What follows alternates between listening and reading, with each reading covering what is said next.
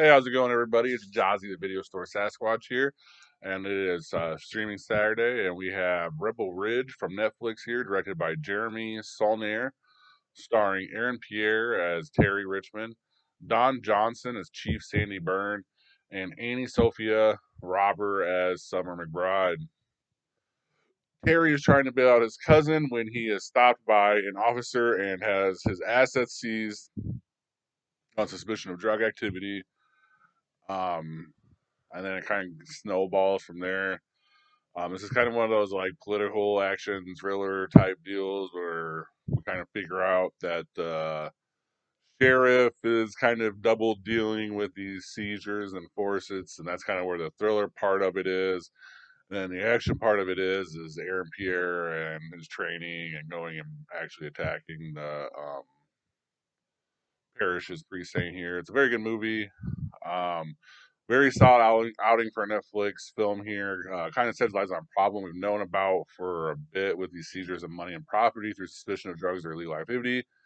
It has good suspense. It's a little drawn out with over a 2 hour runtime, but it has a nice steady pace to a pretty satisfying ending for the viewer. So it really does kind of work its own way out here. Um, the acting in it is pretty good. Aaron Pierre, I wasn't really familiar with, but he did an exceptional job here. Me not knowing much about him or him really at all, I can't even tell you what else he was in. I should look it up on IMDb, but kind of played into it because I'm just like the sheriff here. I don't realize that I have a badass on my hands. And then when I finally figure out I have a badass on my hands, I'm already screwed, just like the sheriff was. Don Johnson was a perfect person for the sheriff role here.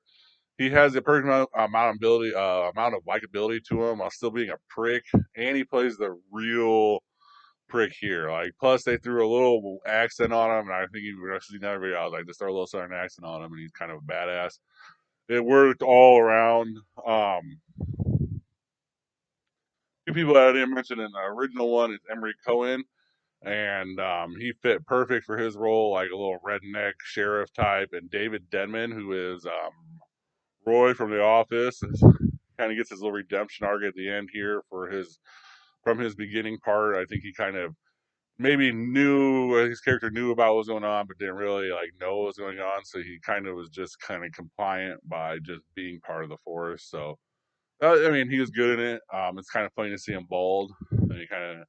It's just funny, you just kind of think, "Oh, Pam, you kind of really messed up there. Good job, Pam. You kind of missed it." I don't know. I'm just an Office fan, just kind of joking around here. And Aunt Sophia Robb is the only one that's really out of place in this movie.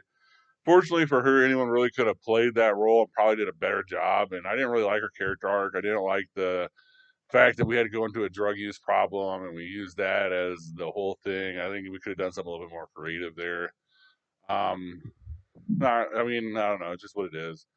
I gave it a B overall as an action thriller, or I gave it a B as an action thriller and a C overall. There's little problems with the story, and like I said, it kind of has a longer runtime, so it kind of gets ordinary overall. But for an action thriller, I mean, this is good. Had a lot of action in it. Hand-to-hand combat, fight scenes, always the best.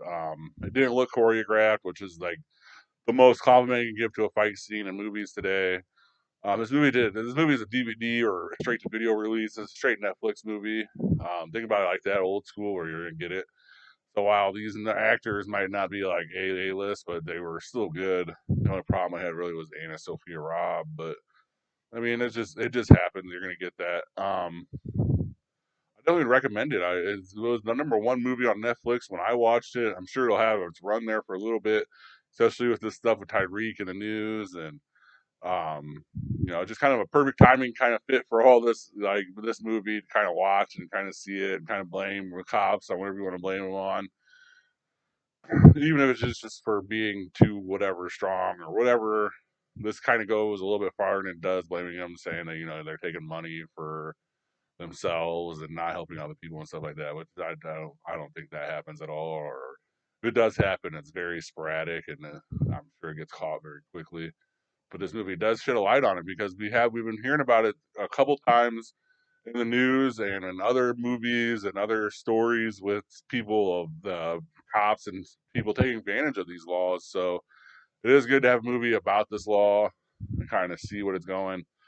I just would like a little bit faster pace. I mean, 2 hours is fine for this movie. There's nothing wrong with 2 hours. I'm just kind of like, oh, it was just a little over 2 hours, kind of complaining, but it was fine. I think we could have replaced Anna Sophia's Rob's story here, put another girl in it, maybe not have the drug problem, and still had a 2 hour movie, maybe an hour 45, hour 50-minute movie because we're getting rid of a whole like chunk of that part of it. But that's about it. It was good.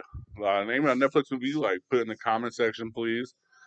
Um, have a good rest of your day or night. Please like and subscribe, and thank you very much for watching, guys. Thank you for watching. Please like and subscribe. Comment your top movie picks for Throwback Thursday in the comment section, and see you next time in the cave.